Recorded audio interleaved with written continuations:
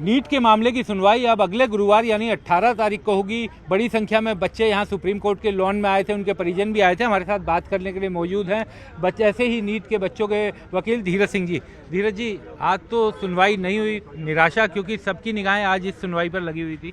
नहीं, बिल्कुल निराशा। कई बार कोर्ट के पास कुछ और इम्पोर्टेंट काम आ जाते हैं, तो निराशा नहीं है। सबको पूरी उम्मीद है कि इस मुकदमे में सबको जस्टिस मिलेगा।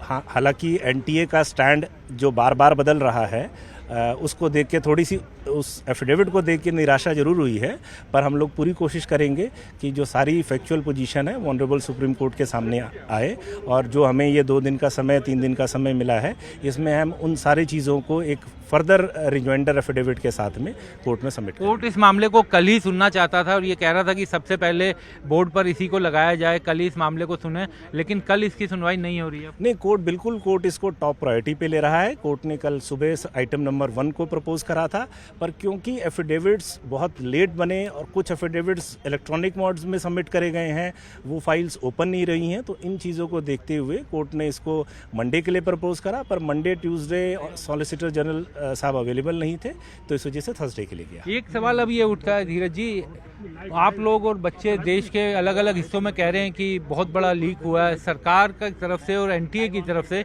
जो एफिडेविट फाइल हुआ है उसमें तो अब साफ कह दिया गया है कि कोई लीक नहीं है। नहीं, बिल्कुल। इस एफिडेविट को देखने के बाद तो पटना के लीक को भी सरकार ने डिनाई कर दिया है, जिसके ऊपर गिरफ्तारियां भी हो चुकी हैं, सब कुछ है। और मेरा सवाल सिर्फ एक है, जो मैं सवाल अपने से ही कर सकता हूं, कि अगर ये कोई लीक नहीं था तो क्यों लोग इतने गिरफ्तार हुए, क्यों एनटीए के चेयरमैन को हटाया गया? क्योंकि अगर छोटी-मोटी घटनाओं पे अगर हम किसी एजेंसी के चेयरमैन को हटाएंगे फिर तो कैसे काम चलेगा? क्यों एक हाई पावर्ड कमेटी बनाई गई?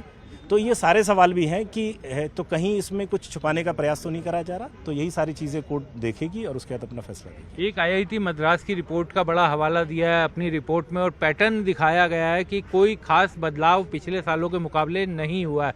तो एक तरह से अब सरकार और एनटीए दोनों ये कह रही हैं कि कोई छोटी मोटी गड़बड़ है, और उन गड़बड़ को करने वालों को हमने पहचान कर लिया, उनको गिरफ्तार कर लिया गया। जिन बच्चों ने को उसका फ़ायदा मिला था उन बच्चों को भी डीबार कर दिया गया, वो उनको दाखिला नहीं मिलेगा। तो एक तरह से पूरा मामला सिमट गया सरकार का। एनटीए के एफिडेविट को देखने के बाद सिर्फ 130 से 135 बच्चों का उन्होंने जिक्र करा है कि ये सारा जो पूरा देश जिस इशू को देख रहा है वो सिर्फ 130-35 बच्चों तक इन्होंने इसको सीमित करा है। उनका रिजल्ट भी रोक लिया गया है। और मद्रास जो ऑनरेबल सुप्रीम कोर्ट का ऑर्डर था कि फॉरेंसिक बैकग्राउंड चेक करा जाए, उसमें उस 2 साल के एग्ज़ाम को कंपेयर नहीं करना था कि कितने साल की पिछली बार कितने नंबर कितने बच्चे आए हैं। हमने भी उसको कंपेयर करा है, और ये कोई रॉकेट साइंस नहीं है। अगर हम उन डॉक्यूमेंट्स को देखेंगे तो उसमें हमने देखा है कि पिछले साल से पिछले 5 साल का हमने कंपैरिजन निकाला है, और उसके 5 साल के कंपैरिजन में हमने पूरा डिटेल कोर्ट में फाइल करी है कि किस तरीके से जो है वो स्पाइक हुआ है। इसके अंदर है सारा का सारा स्पाइक जो है वो 620 से 720 नंबर के बीच में हुआ है।